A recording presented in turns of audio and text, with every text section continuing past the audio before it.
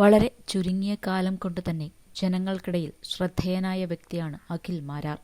സംവിധായകൻ, ബിസിനസ്സുകാരൻ, reality show Vijay എന്നിവയ്ക്ക് ശേഷം അഭിനയ രംഗത്തേക്ക് കടന്നിരിക്കുകയാണ് അഖിൽ. തന്റെ അഭിപ്രായങ്ങൾ യാതൊരു മടിയുമില്ലാതെ തുറന്ന് പറഞ്ഞ് പലപ്പോഴും വാർത്തകളിൽ ഇടം നേടാറുണ്ട്.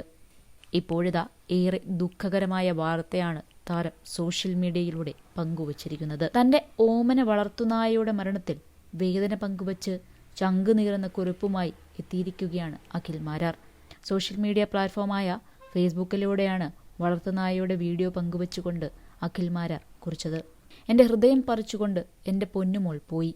ഒരിക്കലും തകരില്ല എന്ന് കരുതിയ ഞാൻ ഒന്നുമല്ലാതായി പോയി.